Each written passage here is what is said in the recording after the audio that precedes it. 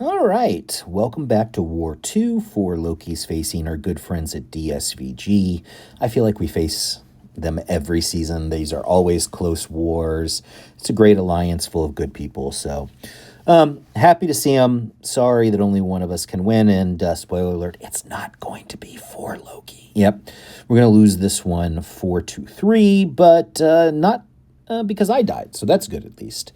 First up on path 2, we have a Spiral. Spiral's a newish champion to the contest. She only really has one defensive threat, which are her dancing blades that have now been fixed. Basically, when she throws a special 1, she's going to get those dancing blades, and you cannot throw more than one light attack, otherwise you're going to stun yourself. So before she has the dancing blades, really nothing. And when she does have the dancing blades, just don't do more than medium, light, medium, and you'll be fine. Irrespective, Miguel doesn't care. He's just going to put a bunch of ruptures on her and just going to take her down. See, now she throws her special 1. She has her dancing blades. And now we just don't hit her with more than one light attack. We can hit multiple light attacks into her block, and she goes down easily. All right, so 1 up, 1 down. Good fight, Miguel. We're going to go ahead and move on to the second fight on path 2A, which is this Atuma. And I'm going to use one of my favorite attack champions. I'm going to use Chee. And I love Chee for this matchup. There are multiple reasons for this. The first one is that with her grit passive from the SP1, she's going to bypass the Unstoppable, which is one of the big threats in Atuma's kit. The other big threat is just Atuma on this node. It has insult to injury or something like that on it, where basically Atuma's attack is increased based upon the number of debuffs that he has.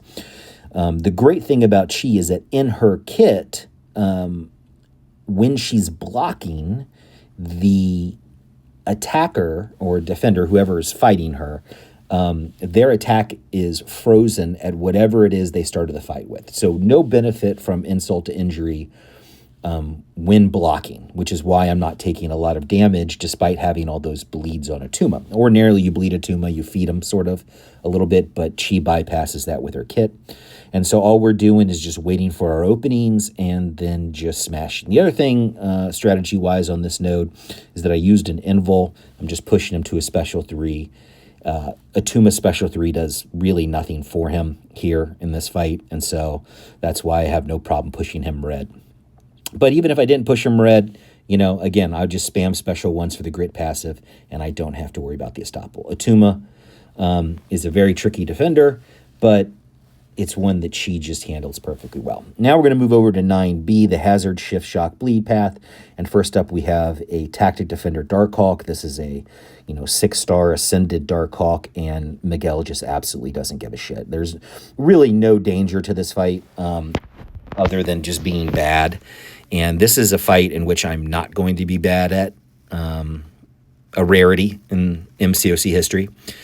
I am trying to not get my ass cornered by Darkhawk because he has that awful heavy.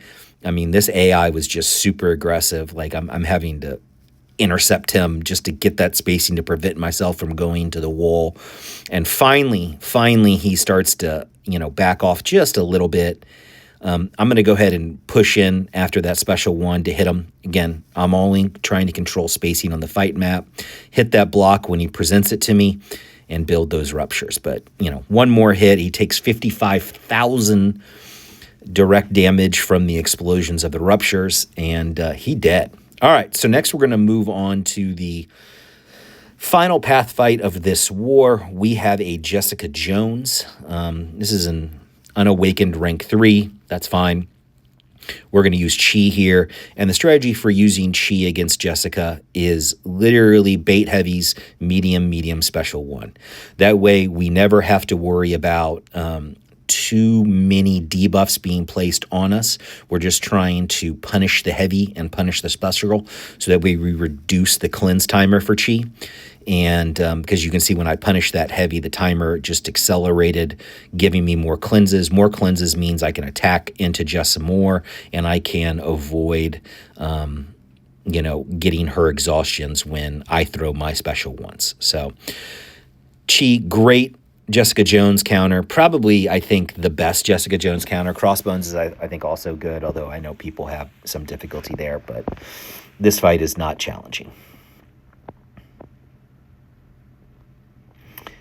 Now, a fight that I ordinarily think is not challenging is this Photon here on 37. This is the, high energy diet. It punishes buffs. And I have fought just an absolute shit ton of Photons on this node with Miguel. The reason that Miguel's really great here is because, A, he doesn't generate any buffs. B, he can control the region with the Despair Mastery and all the ruptures that you're placing on Photon. And then C, because of the withers, you're going to actually get to a point in this fight, if I can ever get to a second wither, where the power gain, it actually reverses on Photon. And when she starts hitting that 0 bar, like against a Mangog on 46 or something like that, the ruptures are just going to continuously explode on her and just do a bunch of direct damage. It's why I've taken this fight with against LDS on this node, and Miguel's able to do it even though the Despair won't control LDS's regen, because basically what will happen is that ultimately the ruptures will just start re-triggering, re-exploding all over, and the Defender will go down quickly. So as we can see here, that second wither is up. She gets the power gain from the node, and her power just gets erased. So even though I'm hitting her there, the power immediately drops back down. Yeah, I just played this fight like ass. Miguel's a perfect counter. Speaking of perfect counters, here's the Mangog on 46. A very similar fight to the Photon on 37 in a lot of respects. Generally like to start this fight with a parry heavy just to get that exhaustion up. That'll help with the power gain a little bit. And then now I'm just sort of getting up to another special too. With the gray boost inventory being lower than it is currently with the removal of the sigil, my gray boost stash, I'm being more protective of than usual. Ordinarily, when I do this fight, I just pop a power boost so I can get to that second wither and just reverse his power gain. Here, I have the rank 4. I'm being a little bit more conservative. I did not use it, and it's not going to bother me at all because, I'm just going to let him get there. But you can just see how much damage the ruptures do with a rank 4. I mean, I'm going to go to another SP2, and that should be enough to just kill him outright. Yeah. So that's it. 6 up, 6 down. Another clean war for Clown. Not all clean fights, and we didn't win. But that's okay. Good luck the rest of the season in DSVG, and I'll see you in the next life, Jack.